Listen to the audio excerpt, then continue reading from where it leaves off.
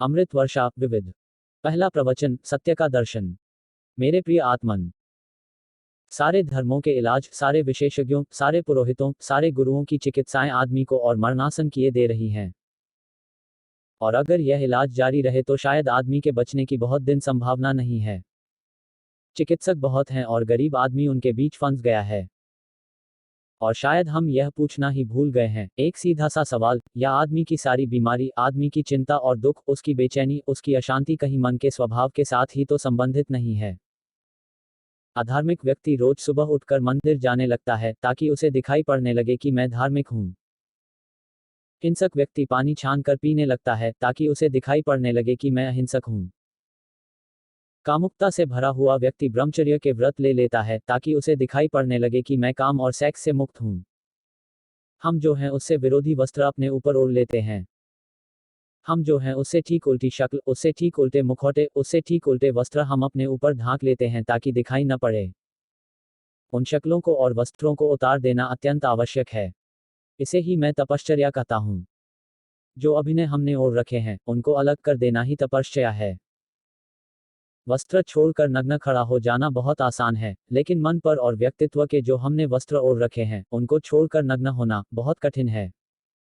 वही कठिनाई है मनुष्य के आत्मज्ञान के मार्ग पर।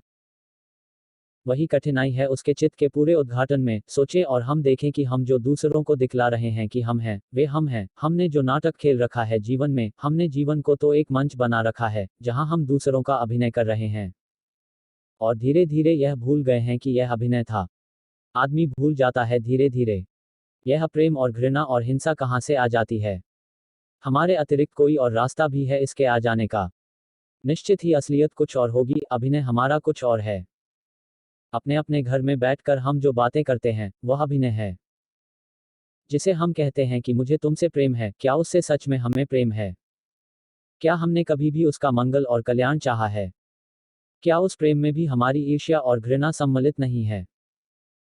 क्या जिसे हम प्रेम करते हैं उसकी गर्दन पर भी हमने फंदे नहीं डाल दिए हैं? क्या उसको भी हमने घर की दीवालों में बंद नहीं कर दिया है? क्या हमने उसके ऊपर सींग खचे और ताले नहीं जड़ दिए हैं? आदमी की सच्चाइयां उसके सपनों में ज्यादा खुल जाती हैं बजाय उसके जागने के। सत्य कैसे मिले? परमात्मा के दर्शन कैसे हों? जो अपने ही दर्शन करने को राजी नहीं है, वह और किस सत्य के दर्शन करने की आकांक्षा कर सकता है? या उसकी आकांक्षा में कितनी सच्चाई हो सकती है? कितनी उत्कंठा हो सकती है? मनुष्य के समक्ष मनुष्य का मन जैसा है, क्रोध, हिंसा और ईर्ष्या जो कुछ भी है, उसे बहुत सरलता से वैसा ही जानना जरूरी है। सारे वस्त्र ओढ़े हुए उतार देने जरूरी हैं। नग्न चित्त के समक्ष खड़ा होना जरूरी है। यह तो पहली बात है कि हम अपने से बचना बंद कर दें। अगर किसी भी दिन हमें जीवन की गहराइयों में उतरना हो और किसी भी दिन हमें जीवन के अर्थ और अभिप्राय को जानना हो तो अपने आप से पलायन बंद कर देना होगा, अपने आप से भागना बंद कर देना होगा। अपने वस्त्रों को उघाड़ कर देखना ही पड़ेगा, चाहे यह कितना ही पीड़ादायी हो, चाहे यह कितना ही कष्टप्रद हो और चाहे कितनी ही सांत्वना हमसे छिन जाए और हमारा संतोष नष्ट हो जाए। लेकिन देखना ही होगा इस बात को, इसे बिना देखे कोई रास्ता सत्य तक न कभी गया है और न जा सकता है। यह तो पहली बात है कि हम अपने से भागना बंद कर दें। आखिर कोई अपने से भाग कैसे सकता है? किसी और चीज से भागता तो भाग भी सकता था। एक दिन इस निष्कर्ष पर ले आती है कि भागने से काम नहीं चलेगा, भूलना जरूरी है। तब हजार तरह के नशे खोजने की बात शुरू हो जाती है। कोई आदमी शराब पीकर अपने को भूलना चाहता है, कोई आदमी संगीत में भूलना चाहता है, कोई आदमी सेक्स में अपने को भूल जाना चाहता है। कुछ भले लोग हैं, वह इस तरह के नशे करना पसंद नहीं करते, तो उन्होंने भले आदमियों के नशे ईजाद कर लिए हैं। कोई राम राम जप कर अपने को भूल जाता है, कोई मंदिर में जाकर भजन कीर्तन करता है, नाचता है और भूल जाना चाहता है। कोई गीता और कुरान और बाइबल पढ़ता है और उन्हीं में अपने को भूल जाना चाहता है।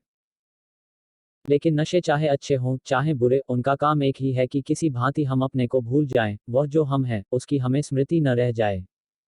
भूलना कोई मार्ग तो नहीं हो सकता। न भागना कोई मार्ग हो सकता है। क्या सोने से उसका अंत हो जाएगा जिसे हमने भागना चाहा था?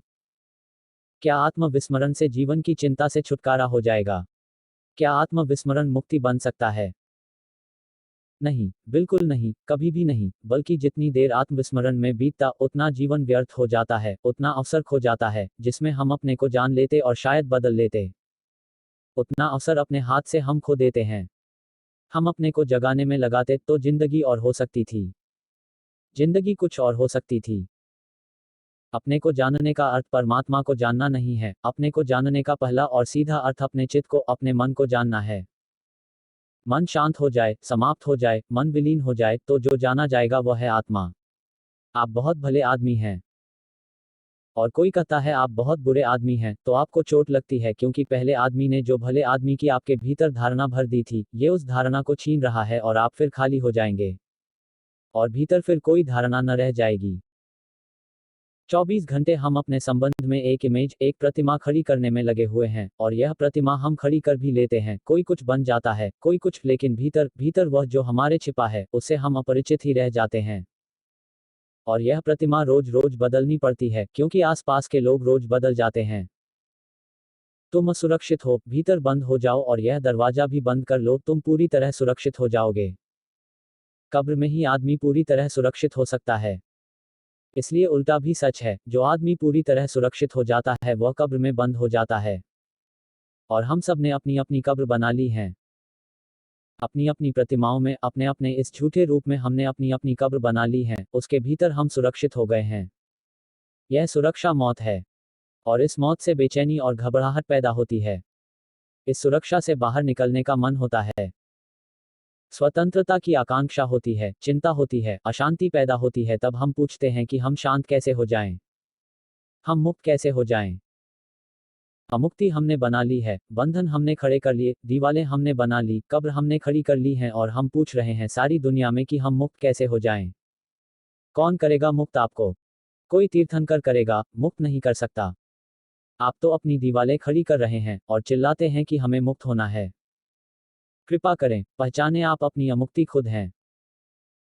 और जिस दिन आपको यह दिखाई पड़ जाएगा कि आपकी सुरक्षा ही आपका बंधन और कारागृह बन गई है, अपनी ही सुरक्षा में खड़ी की गई अपनी ही प्रतिमा हमारी मृत्यु बन गई है, उसी दिन इस प्रतिमा को तोड़ देना क्षण भर का काम होगा। अमुक्ति मनुष्य का अपना सृजन है और जिस दिन वह इसका सृजन बंद कर देता है उसी क्षण मुक्त हो जाता है। और जो मुक्त है उसके लिए न कोई दुख है, न कोई पीड़ा है, उसके लिए शाश्वत आनंद के, अमृत के द्वार खुल जाते हैं। और उस आनंद में वह जिसे पहचानता है वही परमात्मा है, तब सब तरफ परमात्मा ही शेष रह जाता है। जब तक हम अपने कारागृह में बंद हैं तब तक हमारे भीतर भी परमात्मा नहीं है, और जिस दिन हम अपने कारागृह को तोड़कर मुक्त हो जाते हैं उसी दिन सब तरफ भीतर और बाहर वही है, केवल वही है, केवल परमात्मा ही है। उसे जो जान लेता है वह धन्य है, वह कृतार्थ हो जाता है। जो उससे अपरिचित रह जाता है उसका जीवन एक दुख की कथा है, उसका जीवन एक लंबी मृत्यु है, उसका जीवन एक अंधकारपूर्ण रात्रि है, उसके जीवन में जीवन जैसा कुछ भी नहीं है। कैसे इस बंधन से जो हमारा ही निर्मित है छुटकारा हो सकता है, उसकी बात कल सुबह मैं आपसे करूंगा। मेरी बातों को इतनी शांति और प्रेम से सुना, उसके लिए बहुत बहुत अनुग्रहित हूं। और अंत में सबके भीतर बैठे परमात्मा को प्रणाम करता हूं। मेरे प्रणाम स्वीकार करें। अज्ञानी अरुण, मोबाइल नंबर 8960163251।